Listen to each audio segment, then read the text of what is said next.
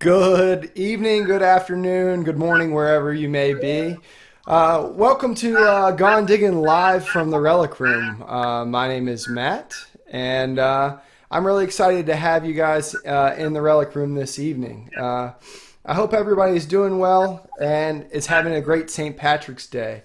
I'm just going to real quick say hi to a few folks in the stream. Linda Wallace, first one in the stream. Robert Phillips, Matt Godmore.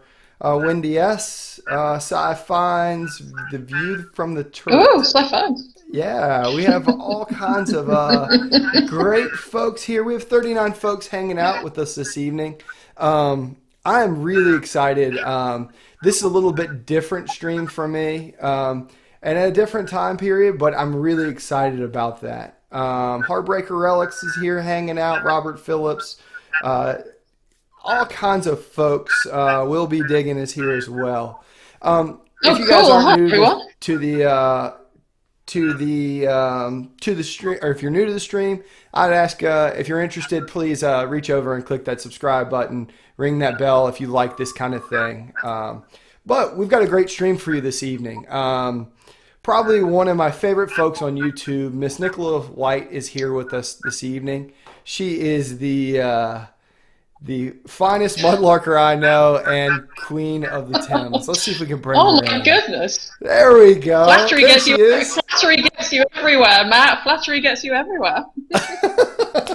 Well, okay, I'm good with flattery then. So how are you doing this evening?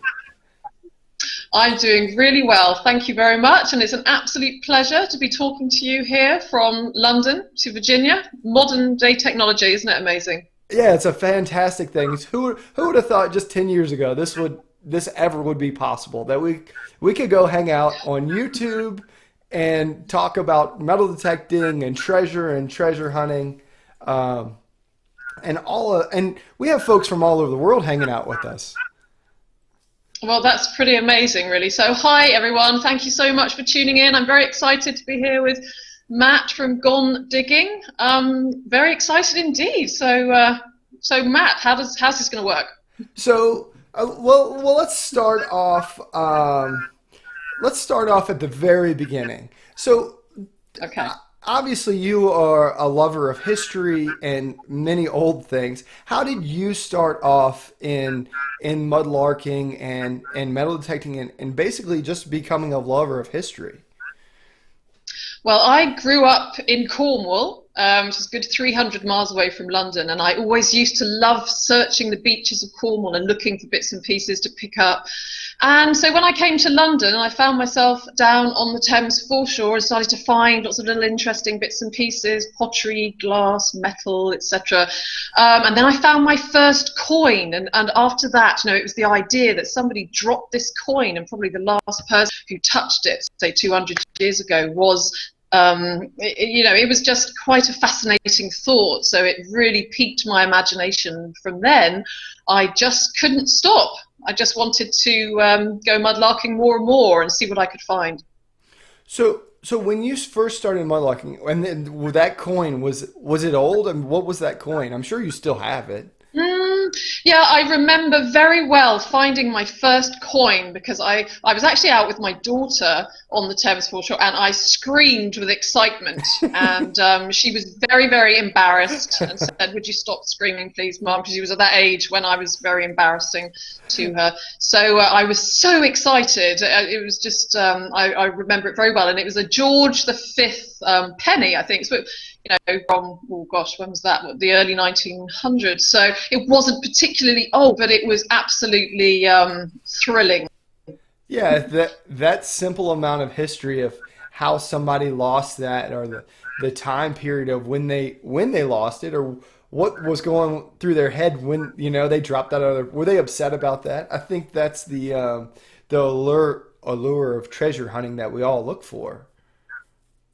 It is. It just evokes something in the imagination. I mean, one of my favourite coin finds is an Elizabeth I silver half a crown, and I found that in an area where there was a bit of a Tudor rubbish dump with lots of old bottles and oyster shells and pipe stems. It looked like somebody had had a good sort of Tudor feast, and I couldn't help wondering whether somebody had wandered out a little bit drunk on too much wine, smoked too many old clay pipes, and they lost their wallet. And they must have felt so annoyed, because that's a lot of money, half a crown in Elizabethan times, to lose.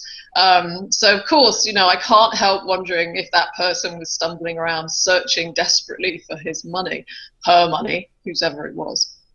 So, and for the folks in the chat, if you have a question, if you just highlight at Gone Diggin, we'll try to get to all your questions as we go through this. It's I have a million questions. I'm sure everybody else does. So that was the first coin, and then obviously, everyone loves clay pipe extractions. Gotta love a good extraction. Where, like, do you remember like your first pipe, or what really is tremendous to me is, one, the amount of variety of pipes and things, items like that. The other part is that this stuff lasts on the bottom of a river, sometimes pristine. I know. Well, it's been cushioned in the mud. Especially the clay pipes. Since about 1580, when tobacco was introduced to England, people were smoking them maybe once or twice and discarding them. They weren't meant to last. And everybody smoked, men, women, and children. It was helping to ward off the plague, so they were told. And people used to just chuck them away after one or two smokes. So it's really like finding old-fashioned cigarette butts, and once they're in the mud, they're essentially cushioned, and you can find them, nice and long, like that. In fact, I think this is probably one of my longest finds. It's like a church warden pipe. And, obviously you get them from all times, there's a different shape. The shapes of the bowl can indicate how old they are, but they go back hundreds of years, and it's always exciting. I never get fed up with finding clay pipes. I think to me, it's really neat to actually have this conversation from Virginia to London, because of course, because of all of the tobacco production. They say the streets of Jamestown there was no room to walk because they were growing tobacco everywhere they could. Gosh, yeah, there's a real history there, isn't there, of the tobacco plantations? Of course, yeah, that's right. And then it came over to the UK, or came over to England, and despite James being very, very anti-smoking, it just took off, and soon everybody was at it. And so, like I said, clay pipe stems and bowls are really like olden day cigarette butts that we're finding. They're a lot prettier, a lot nicer than cigarette butts. Much like they don't disappear either, which is very awesome. So how long have you been mudlarking on the Thames? And you're not limited just to the Thames. You go to other rivers as well, right? Well, yeah, I do. I take a trip up to Kent, where I go on along the River Medway. I go up there. I've been on a few estuaries down in Cornwall. So no, it's not all to do with them. But I think the Thames, really, you're never going to beat it because of the extreme richness of the history of it. The fact that it runs right through the centre of London, and there were so many people living along its banks since London began, really, and all the things that have been lost and thrown in the river. There's such a rich layers and layers of history to be found. And it's tidal, of course. We're very lucky that the Thames is tidal. So when the tide's out, each tide is different, and different objects are left for us to find. Do you find, because I travel a lot of tidal rivers in my treasure hunting and searching. Do you find that it drives you crazy sometimes when you have time to go, but the tide just isn't right? Oh, yeah, it's infuriating, especially in the winter. When when the tide is out on very low, and it's in the afternoon and it's dark, and it's not the right time to go. Of course, we can go with our headlights on, and I do that occasionally, but there's certain parts of the river, my favorite place, for example, where you don't really want to go down there in the dark, because it's just not a great place to go. So in the summer, of course, it's wonderful because you can even go twice a day sometimes if it's a good low tide in the morning, low tide in the evening, and then it's like a double whammy. So that's what you really want. But yeah, it's hugely frustrating. And, and what does a normal session run? Like an hour or 2 hours? I mean, I guess it all depends on your tidal situation, but generally, I would guess the best is the very lowest tide, right? I personally like try and chase the tide out. So I often like to get there 2 hours before the tide is at its lowest. Then you're sort of chasing it out, and then you've got a good long time to go down with the tide, and then you've got a little bit of time as well when it starts to come back in. But I think, as any mudlark knows, time flies so quickly when you're busy searching for stuff. Within, you think you've got ages, and then all of a sudden tide's turning and you've got this race against it. And I suppose, in one way it makes it exciting because you know that you only have a certain amount of time to do your searching. But it's never long enough for me. I mean, I had a dream once that the tide went right out and I was out in the middle hoovering it up with a vacuum cleaner, and that was great, but it's You know, unlikely to happen. I think it borders addiction when you dream about the things that you love to do, right? Oh, totally. Well, there is definitely an obsessional, addictive thing, I think, that can go along with any kind of collecting. So yeah, I'm not ashamed to say that I am slightly obsessed. Yeah, absolutely. Absolutely. Um, so the other question I like to ask is, so I know that when you started, how long did it take you to train your eye to find different things? Did you ever go out with somebody and they just found everything and you're like, why can't I see anything?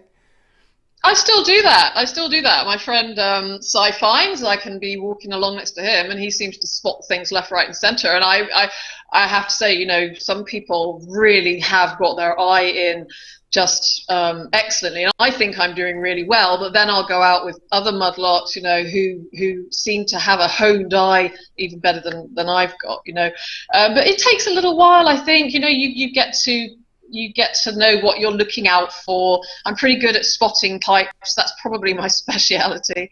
But some people are particularly good at spotting other things. It takes a little while. It's all about practice. And also, if you just get down onto the mud and look in the area very close to you, you'll be surprised how many things you find, even little pins or tiny, weeny little beads.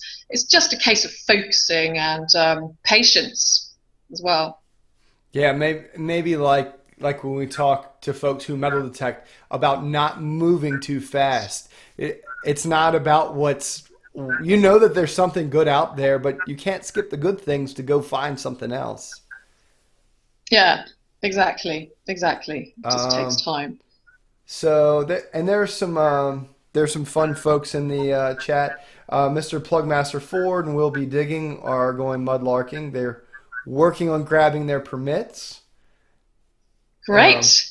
That's what So, you and need. You maybe do you need can your talk permit. about some of the, with a lot of this is that there is actually a permit system, and then there's a reporting aspect of what you find, right?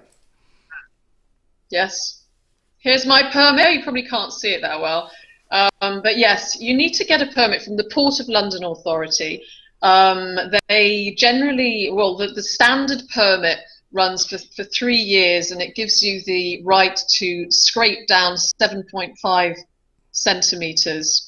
And with that also comes the responsibility of declaring anything that you find that's over 300 years old, or if it's of significant historical importance or treasure. We report it to our fines liaison officer. For us, that's the Museum of London, and then they can sort of make a note of it, put it on their database. They keep it for a while, and then they give it back to you. But it's a responsibility of a mudlark to do that, because obviously it helps them to build up a picture of what was going on in London, what was happening where. So it's very important. Is it like to the exact spot, or is it to the close general area? Like when you report Or it. where you well, yes, you just say, yeah, you just say roughly in the area where you found it. It's, you don't have to give the exact precise location. Um, and you know, it's nice to then to have your objects on the portable antiquities database, because then if you find something that's similar, you can go on that database and have a look and read all the information about it. So it helps everybody. So that, and that's neat because that's kind of a research aspect of what everything is, and kind of what I was going to kind of lead into is I'm used to, like, I love the internet. I think it's a great thing, but sometimes you can't actually beat having a book in your hand. How do you go about researching the items that you find? Because you have such a vast, I mean, it could be from Roman all the way to, you know, I mean, with lost within a year or so. Yeah, I mean, we're lucky now that there's such a huge resource for researching things. I think primarily there's a lot of fellow mudlarks who have a really big wealth of knowledge about finds, and so they're often the first people to go to, really. And of course, now with social media, they've all got Instagram accounts, Twitter accounts, Facebook pages, you know, as well as the general internet. There's always somebody out there who's going to be able to give you some information. But I agree, you know, I also have some books that I really rely on, like this one, which is all about my clay tobacco pipes. Hmm. I've got a lot of books like that as well, about pottery and glass and bottles. So it's really a mixture of everything, you know, as well as the ancestry sites too, which help to research the personal objects that we find. Oh, that makes a lot of sense, and that's something I didn't even consider is the fact that you find lots of items that are actually engraved with people's names.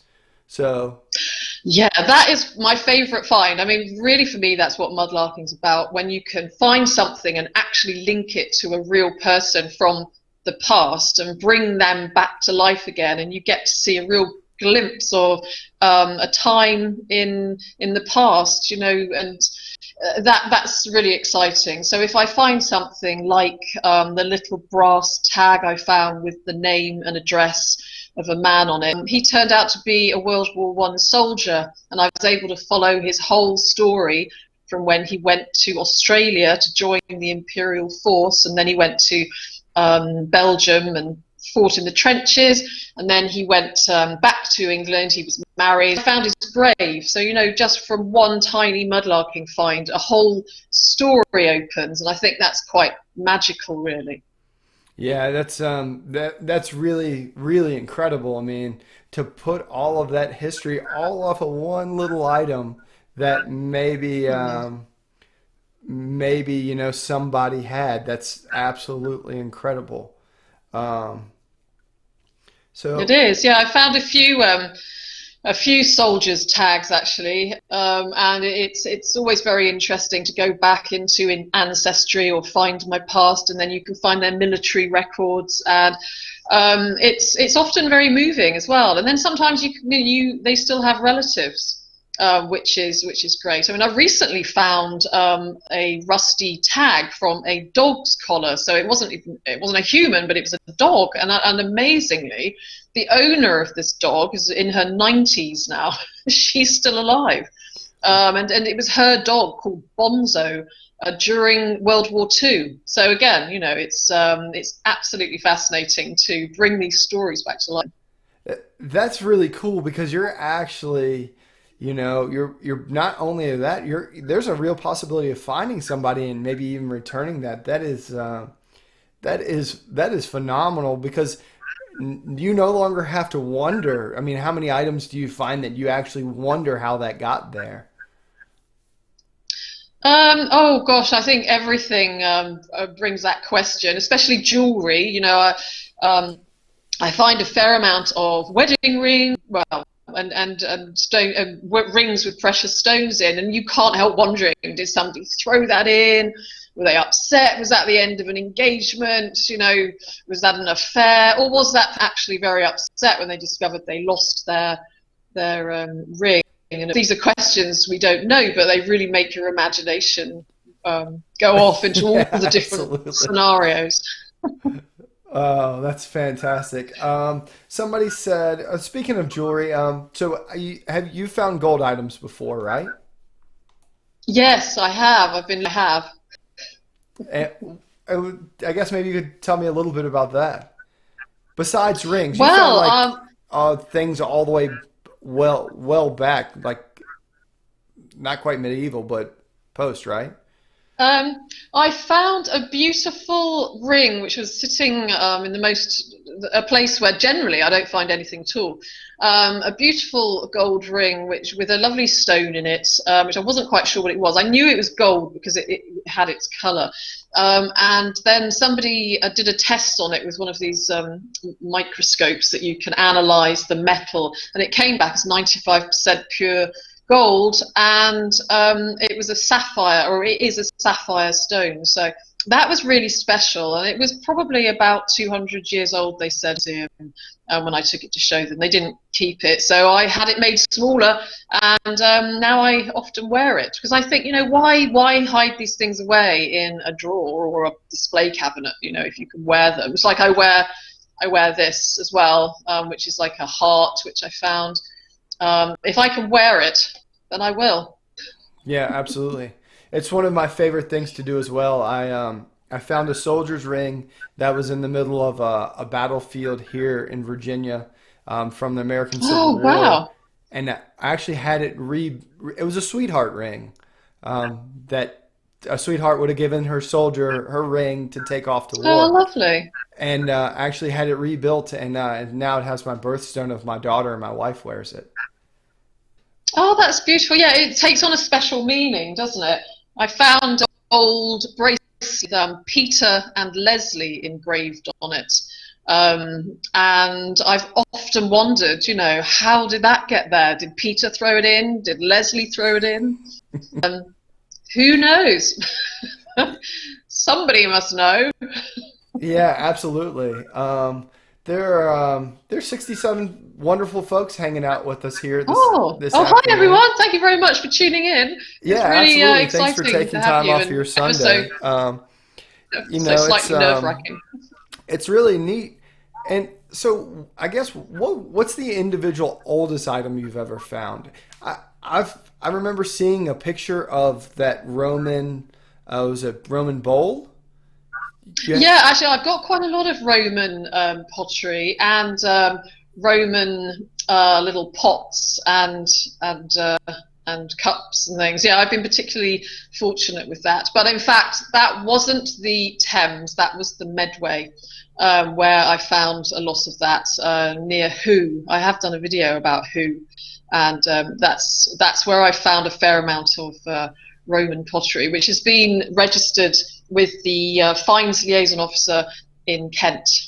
I've got a lot of pottery. That blows my mind as well because, of course, that's incredible. I mean, to have been in a Roman kitchen. In fact, I've got a bit of a Roman dish here.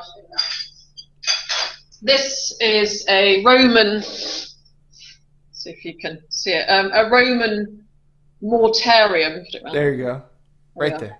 Oh, there you go. It would have been used for mixing food in a Roman kitchen in 400 AD. Is that right? Wow. Yeah, 400 AD. So that's just absolutely amazing to me to think that this was actually in a Roman kitchen. I mean, They're with absolutely incredible. making Roman food. Yeah, and something that was maybe pretty mundane for them, just to make bread or whatever the dish of the day was, but for us something really incredible.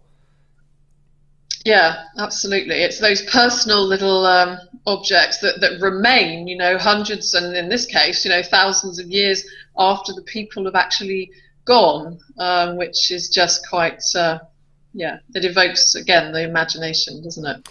I've also got to say, nobody else has brought it up, but I've got to upgrade my relic room to what you've got going on in the background there.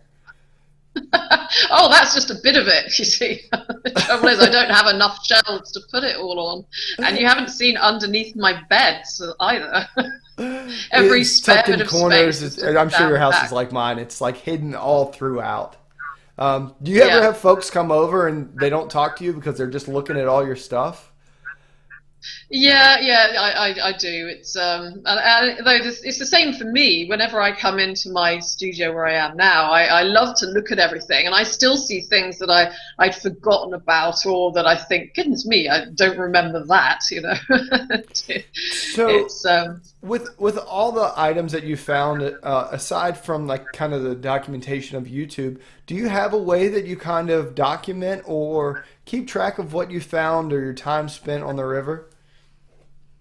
Well, I mean, I think making YouTube videos is a good way of documenting it, but this is something that is on my list, to be honest with you. I need to go through and catalogue. So if anybody wants a little part-time job, like to come round, I'll provide tea and lunch and everything, and you can document my finds. Like I would like to. I'd love to have them all documented in some kind of little catalogue. That would be great fun. I just haven't had the time to do it. Haven't had the time. Yeah, absolutely. I think it's probably one of the most difficult things that we have to do, and it's probably one of the most important things of people who enjoy history and the search of history is that it's I mean it's so important, but I'm guilty of it myself. I should document all of these individual items or where I got them from, and it all takes time, I think. It does. It Yeah, and the does. and that time would probably be better. We would much more enjoy it out in the river or in the field. Um, so so I did want to talk to you about. So Plugmaster Ford asked if you had a store that they could visit, but you do something a little different. You have Tideline art, right? Yes, I do. I mean, I guess my mudlarking has like got two strands to it. I find my artifacts and then research them and write about them and engage people on social media with them, like Twitter and Instagram, etc. But the other thing I like to do is some objects I pick up, like old metal and wood and glass and pottery. I make collages and pieces of art with them. Notably, quite a few. I've got some here, like glass fish. Like this one, for example. Hmm. Just Which that one actually happens to be on your Etsy store, right? actually, this one isn't yet because it's not quite ready. Oh, Not quite well, ready, but so if you go on Etsy, you can find Tideline art, and I find it fascinating. One, have you always been a creative person in that sort of fashion? yeah, I've always loved creating. I think it's more like a lot of people can identify with this. I feel a real need to create. I feel quite frustrated if I can't. So for me, I just feel like I just have to get this energy out of me, and it just comes out in a collage or a fish or a piece of artwork. It's a real need that I just have to feel, or else I can end up feeling quite frustrated. Yeah, absolutely. And I think that's part of the. I think that creativity is intertwined in the search of history for a lot of us, is because if we weren't Yeah, creative, we wouldn't think of these stories of how an item got lost or what were the circumstances around exactly. something. That's right. Yeah. Um, but so in creating, and you don't do just the glass fish, you do all kinds of things, pipes and collages and neat things like that. What like and there's neat things about your fishes, like because there's so many different items that are contained within one fish. Yeah, the beauty for me is I just feel inspired to use things that have been thrown away or have had a previous life. I like to use the old glass that I pick up in the river that used to belong to perhaps a Victorian bottle in somebody's bathroom cabinet, or it might have come from an old glass in a tavern, and it's just looking at those pieces of glass again. It takes your imagination on a little bit of a voyage when you're thinking, wow, where did that come from, and who held that, and what is its history. And it's just like picking up all these bits and then putting them back like a jigsaw, and giving them a new purpose in a piece of art, and I love that. I can't use something if I haven't personally collected it. It just doesn't feel authentic, and I can't use something that isn't old and thrown away. It's really something I'm very strict about. So I might see something and think, oh, that would make a good head or a good leg or a good fish or something, and then that can also just inspire a piece of work. Yeah, that one piece that would make a good fish fin turns out to be this whole other creative process. That's neat too because it's like I really enjoy the fact that some of these pieces of glass are just that. They're discarded trash will end up being something beautiful like that fish or some of your Yeah. collages.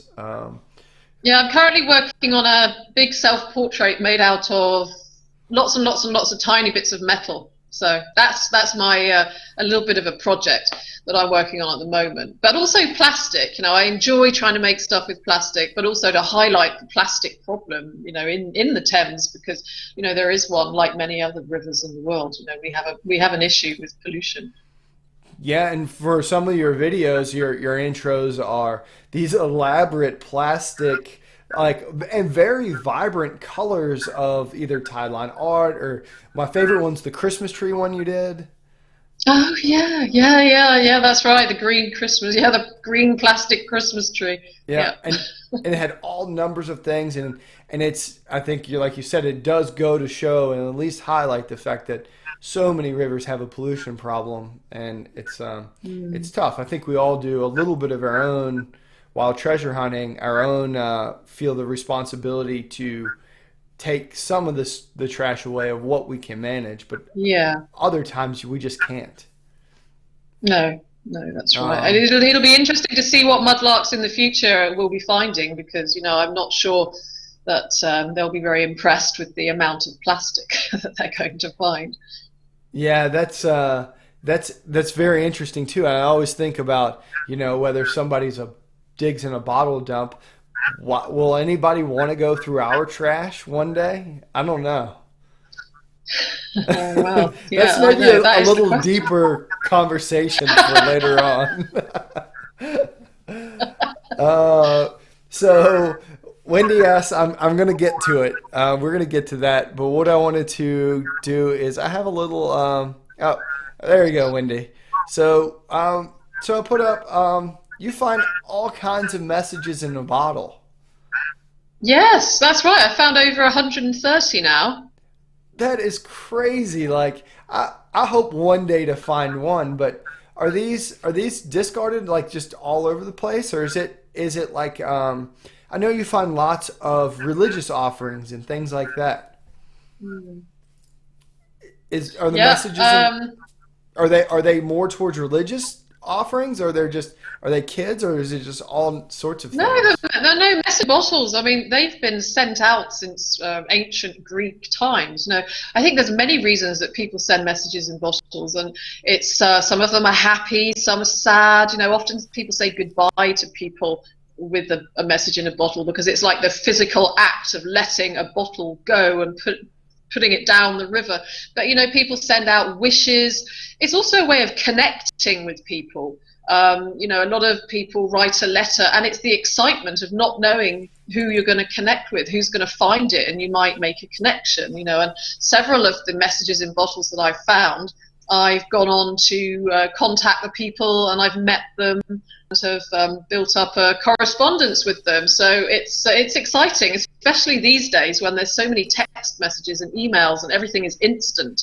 To actually send out a handwritten letter and connect with someone that way, it's exciting. What's the oldest message in a bottle you found? Well, it's not particularly old. The oldest one has got to be about 13 years, but it was quite nice because when I found the message, it had been written or drawn by a little girl who was about 3 years old, and I found it 13 years later, so she was 16, of course, and she vaguely remembered being with her mum when she did this, and so it was really exciting for her to know that somebody had found it and that they'd That's connected. really neat, and that's so cool. That actually like to hold that or hand it back. I think that's really neat. Yeah, there was a little boy who sent out a message saying, "I would like to be a Dino Thunder Power Ranger, the red one," and um, and amazingly, because he put his name, I put it on Twitter, and we traced the little boy, and I sent him a Power Ranger outfit. So that was quite fun. You know, Oh, you that's send a wish awesome. into the river, and then you get your wish back. So that was a lot of fun. That yeah, that is really neat. I really I really like that. That's cool. So the previous picture was a fish, a cool metal fish that you made, and there's a pipe Oh yeah. collage. But it's it's so how many are here now? Um, I think we have 60 folks still hanging out with us. That's Oh, awesome. it's amazing. Uh, um, Wow. and Hi this everyone. Thank you very much for watching. Yeah, absolutely. This is I'm going to move my big head out of the way. This is one of my favorite photographs of yours. It's the Oh long pipe. yeah. This pipe. This is the pipe. This is the pipe. Well, and in That's that that one. video, you just walked up and it was just laying there. It was, and it's a weird one because I would have to say I would find it difficult to believe that I was gonna. Well, I would find it very difficult to believe, but it was just lying there. But it was in part of the Thames, out of the estuary, which is quite remote, and so well. It was just like a gift. It was just there, lying there, and it had obviously been in the sun for a while because it's very bleached. And what can I say? It was just my lucky day. It was just extremely lucky, very lucky. And this So, one dates back to about 1820. oh wow, fantastic. That's neat. So does it have a maker's mark on it or just It does, sometimes in the early 1800s, yes, it does. The makers stamped their initials on each side of the little heel. So there are some initials, but it's kind of hard to trace through those initials because there were so many pipe makers in London. There were hundreds and hundreds. So it would be quite hard to pinpoint who made it. But, somebody's put their mark on it for sure.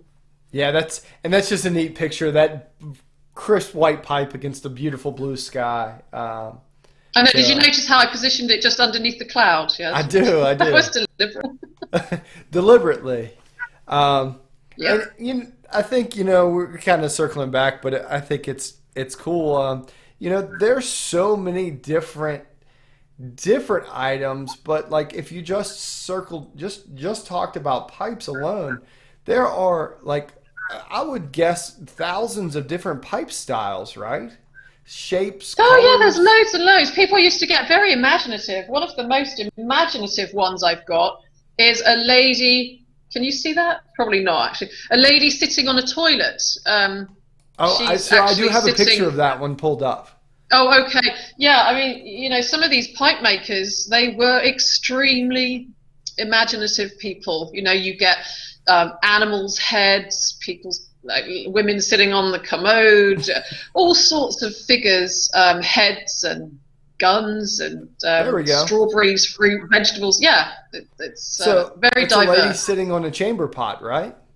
That's right. Yeah, she's missing her head, but this pipe was made by a French pipe maker called Louis Fiolet in the 18th century, and you have to wonder. I mean, the man who owned it must have been the envy of all of his friends. You can just imagine him To walking smoke out. smoke tobacco out of a naughty girl sitting on a chamber pot.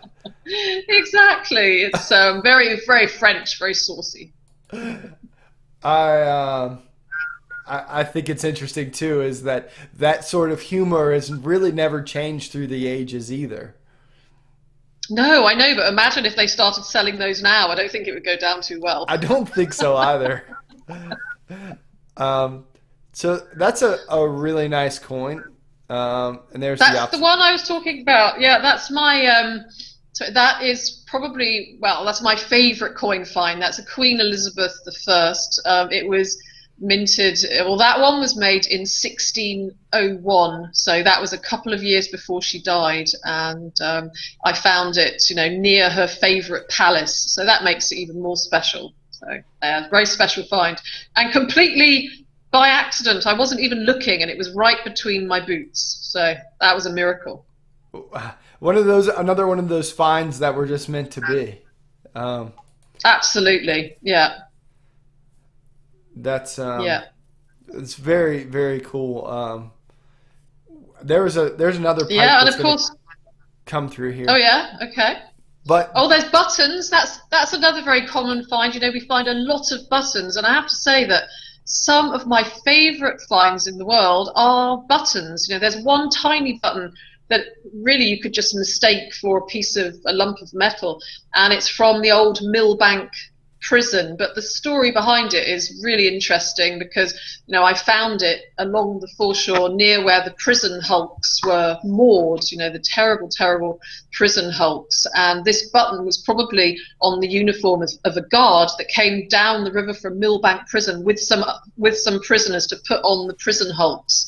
And then the prison hulks used to be places where the prisoners stayed before they were shipped off to Australia or elsewhere. So, one tiny button can tell a huge story. So buttons are one of my favorite finds again, I think. I love buttons as well. I think that again the same thing is that it's it's the fact that somebody was wearing it and everything that's associated with the story that you just told. Um, Yeah, and you know what? Actually, that button that you've got on the screen there, and it's my fault, that is upside down because initially when I found it, I thought that was three snails, believe it or not. I'm ashamed to say. But actually, it's the Royal Artillery, and so they are guns. And so I was quite, yeah, somebody said, that's upside down, like it is now, yeah, because it's not snails, Nicola. They are guns, Royal I was thinking Artillery that they may guns. be cannons, and then there we go. I know, it was my fault. That's So the then I proper learned way. about the Royal Artillery. Yeah. Uh, this is your bottles. Let's see. Let's talk Ammunition. about Oh this. my goodness! You got the jawbone. Yeah. So, and this is something that I guess we all wonder is ever going to happen to us, whether we're metal detectors or we go out and look for treasure. Unfortunately, I have a friend of mine who found a very recent set of human remains, which actually happened to be a homicide, but. But you found what turned out to be a very old set of or partial part of remains, right?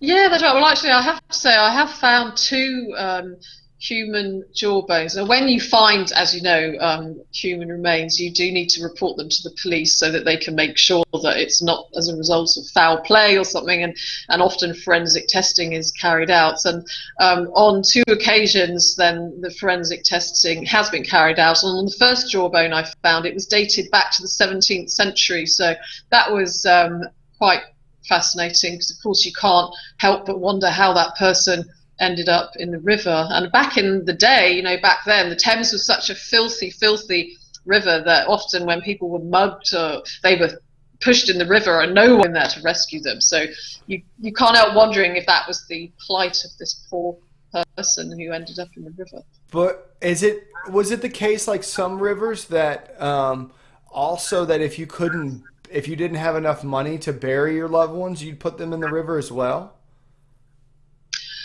Well, do you know what? I don't know about that, actually. That's one I don't know about. It wouldn't surprise me in the slightest, but I'm not too sure about that. I mean, a lot of dreadful things probably went on in the river, but no, that I'm not. I'm not too sure about. And the most recent jawbone that I found could have come from the prison hulks that were moored along the river. Could have come. Yeah, there's so many scenarios. Again, you can't help wondering, can you, how that person came to be in the E- river? Absolutely, absolutely. It's really. I mean, we could sit and speculate, especially like if you think of the Ganges, which is the holy river for, I think Buddhist. I'm not sure, but it's a No, religious they're hole. for well, mostly Hindus. Hindus, yeah, but So they pilgrimage to place their loved ones into the Ganges.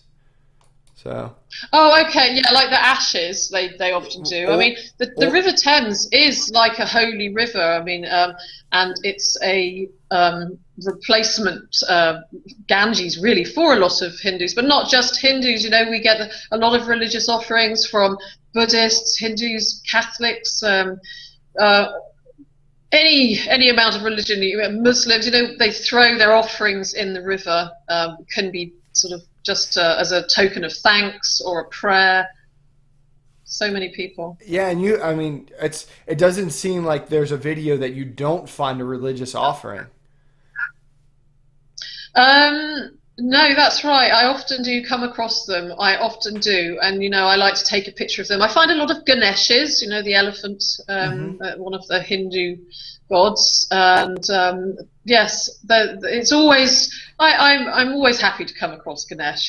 He's a remover of curls, god of new beginnings, which is always good in my books. We all need those. Yeah, very cool, very cool. And this pipe bowl is only fitting today. Yeah, St. Patrick's. Oh, yeah, absolutely. Yeah, that's perfect for today. Happy St. Patrick's, everyone. Yeah, absolutely, absolutely. If you guys have any questions, we're coming up on an hour, and so if you guys have any questions, Linda Wallace said, "Do you have a PO box?" Do I have a PO box? Well, no, I don't actually have a PO box, but if somebody wants to send me an email, then I can send them an address. Or if you can get in touch with me through my YouTube channel, I can, give them an address. It's not a problem if that's what Yeah. they want it for. Um, and tell me a little bit about the ship that's in this picture.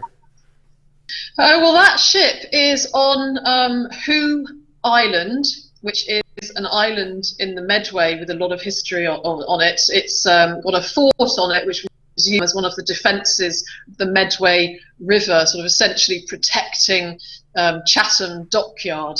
And there's a lot of old ships on there that are just falling into disrepair. And again, I think that they remind me of old sort of whale carcasses. And it's like a ship graveyard. So that one is well into its state of deterioration. It's very cool, and one day it'll be out to sea like everything else that eventually will turn that way. Um, Yeah. so somebody asked about a capsule in California. Well, yes, that's right. I was thinking about that the other day. When I was in California in January, I made a little capsule. I put a few mudlarking finds in it, and I hid it in a log on Abbott's Marsh in California in Point Reyes. No, Abbott's Lagoon in a great big log. It's very obvious. And nobody's found it yet, or if they had, they hadn't said anything.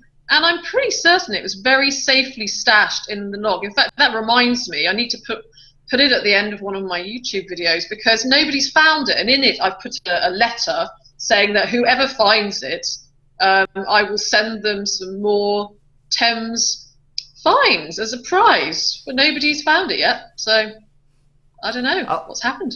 I like that. I think that's really neat. I'm going to have to do that now.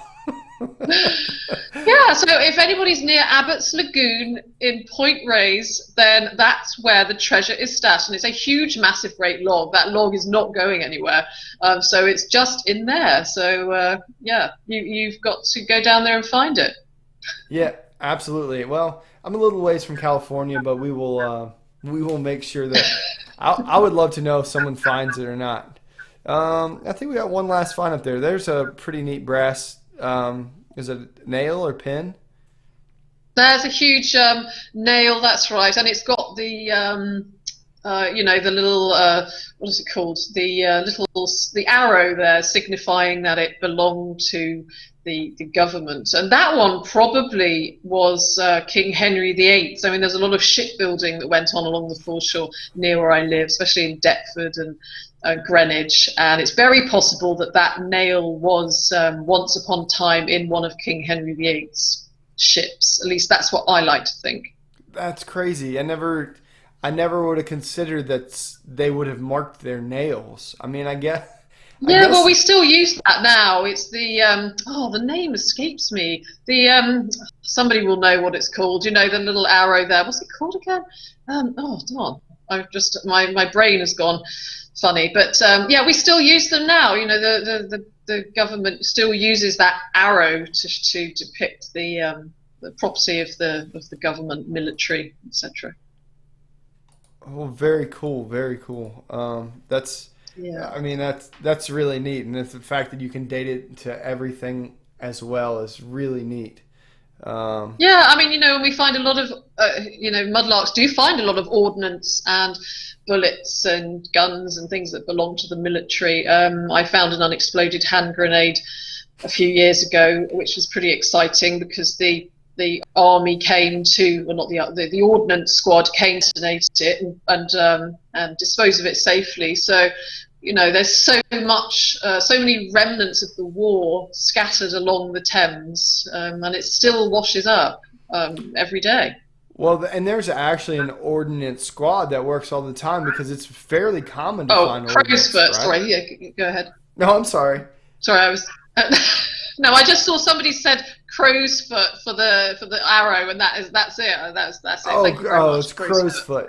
foot. That's Absolutely. yes, the word I was looking for.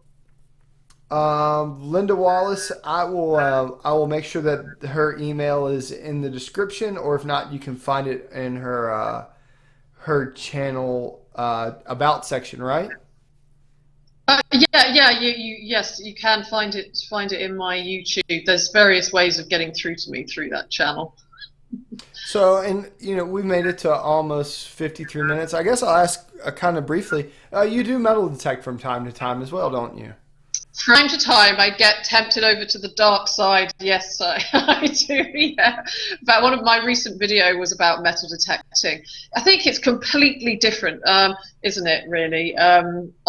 So when I'm in the field, I do have a go now and again with metal detecting, and I found a few bits and pieces, but I don't generally do it down by the Thames. I've only tried it once. Because I prefer finding things by eye. But I've had a great time metal detecting in the fields with like Sci-Fines and Chill Bill and a few other people. So it's something I do from time to time. Yeah, Bill, I would love to go metal detecting with Bill. I think he's quite a character. I always enjoy his videos. So, and I would imagine it's a completely different experience. You're now relying on a machine to find something versus just the solitude of watching, and I think there's probably more outside experience when you're mudlarking because you get to hear all the sounds, the boats, the birds, Yeah. and you're probably missing a little bit of that when you're metal detecting. Yeah, it is. For me, mudlarking is almost like a meditative experience, you know. It is, you just get right in the moment and you've got the nature around you. I think, when you put your headphones on for the metal detecting, it just changes the whole experience for me. But I don't mind it in the fields because, you can't walk around looking by eye trying to find things that are 2 foot underneath the earth. So, Very true, very true. Um, So, I guess you're well traveled. If you could go and look for treasures anywhere in the world, where would you go? oh gosh, where would I go? Oh my goodness, now you've asked. Well, I think there's an awful lot of places in the UK that I'd love to explore more. But now I'm going to have to think on that one because that's a tough question. I guess somewhere with plenty of history. But I'm going to have to think about that. There's So, so if many you oh, places how I'd about like this? to If go. you got a day to go somewhere without restriction, where would you go? Oh my God, day to go somewhere without restriction. Where Like, would I go? like some of my guests Probably. have said they'd want to go metal detect the White House or Oh, Civil War battlefield or Thomas Jefferson's house. Is there like a place that if you ever got a chance to go explore for history that's completely off limits that you'd want to go? I can't come up with a good I, answer. I, I just I know can't. on the spot. Uh, Um, I'll think of something as soon as we end this. well, that's how There's it just goes. so many. Uh, I guess somewhere like a big castle, like maybe Greenwich Palace, But hey, I mean, obviously it's totally out of bounds. But if there was no restrictions, then certainly maybe a good Tudor palace. That would be a great place to start. But it's not going to happen. just past the line on the Thames, by where they say you can't go any farther because of the royal Yeah, guard. yeah, exactly. That's right. Yeah, That would be kind of awesome. just Yeah. just one day. I think that's the same thing. I feel like, um, if you were stuck on a desert island and you had one food to eat in between messages in a bottle, what would it be? It would be salmon and pasta. Salmon and pasta. Wow. That was quick. Like nobody ever gets this. Everybody thinks about it. Um, this is this is interesting. Venice 1648 says nothing gives him more pleasure than digging within his own region, and I think that's hard for most people Yeah. to figure out where they would want to go outside of where they are. Yeah, because I think we know our areas. I mean, my favorite place, I just go there time and time again because it feels so familiar to me. I mean, I literally know the swans and the crows, and I just feels like a home from home, really. So it's my little haven. So, aside from CT Relic Digger asked, aside from the Elizabeth I, do you find many Roman coins when you're out? No, I don't. In fact, to be honest with you, I'm yet to find a Roman coin. That's on my wish list, obviously. I'd love to find a Roman coin, and I haven't found a Roman coin, so that's on my list. But I know people who do find them. But then again, you see, the places I go often, they're not very rich in Roman coins. But who knows? One day, I hope to find one. Do you have? I guess everybody has their wish list or bucket list. Do you have an item that you think that you could find in the next year that you would be really excited about? Well, what I'd really love to find is a large Bellarmine jug, an entire large jug, like a stoneware Bartman jug. And I'd love to find one that is actually sealed and that's got some of the objects in it that people used to put in when they buried it underneath their house or in the walls to protect their houses from evil spirits. I would just love to find one of those, an entire one. That would be really exciting. That that would be incredible, absolutely incredible. Or if it was full of coins, that would be even better. So let's say that, yeah, a big jar full of coins. Any knowledge of the thimble pendant? Is that right? I don't know if I got that right, Any Gone knowledge? Detecting UK. But I don't know if you can see that one. I can't. Haven't. Must be at the top. Um, What pendant? No, thimble? it is it at the top. Oh, She said it. He said it's silver. Uh, what? Something that I found? I think so. He I said, can't. "Can you ask Nicola any knowledge of the thimble Fimbel pendant?" He said, "Yes, mate, silver." I I can't. don't know that one, I don't recall that. but so very cool. I'll look Uh, at it and reply it afterwards when I can see yeah, it. you can send her an email and maybe you can clarify that, and she'll send you a um, she'll send you a response. Last thing, I guess, do you have any items that were taken by the Royal Museum for their collection?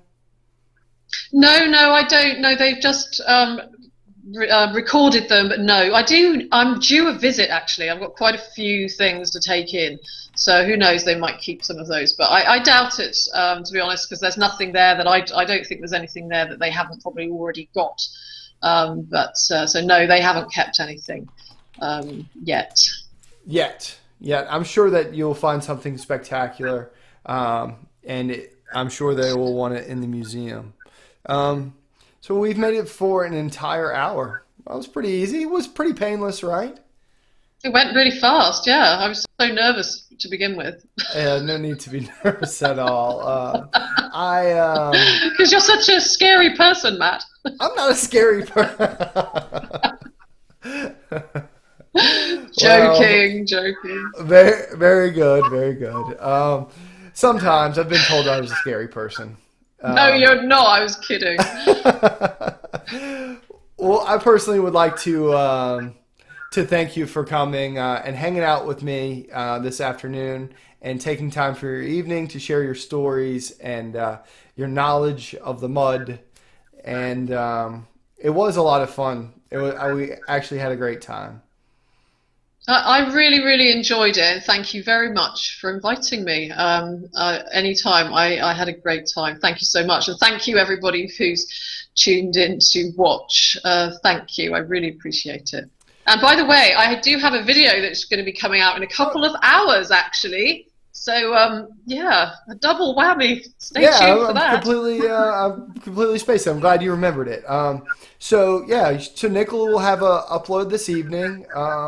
She said you're currently uploading it now, right, on a different computer? I am. I'm uploading it now. And also, if anyone's on Twitter at Tideline Art, you can follow me on Twitter for more exciting finds. Excellent, excellent. So I tell you what I'm going to do. I'm just going to slide you off to the side. We're going to close up the show, and thank you again. It's been fantastic. Okay, well, thank you very much, and goodbye, and see you all soon. Thank you. Bye. Awesome. Bye, So, Matt. how about that? Absolutely fantastic. The finest woman to walk on the mud on the Thames. Nicola is she's a great guest and very knowledgeable. She has a fantastic channel, and I think her love for history shows through in every single video that she produces. I've watched her videos for a number of years, and I've always enjoyed them. I hope you enjoyed this live stream. Any social media for Nicola is all contained within the description below. If you did enjoy this live stream, reach down and click that like button. And if you haven't subscribed, I hope you'll consider doing that as well. Thank you, thank you for coming in and hanging out. And I think the only thing to say is that I hope everybody has a great week. If you have the chance, please go out and find some history and share it with everyone. And if you can't find some history, go out and make history. Until next time, my name is Matt. This has gone Diggin Live from the Relic Room, and we'll see you here next week.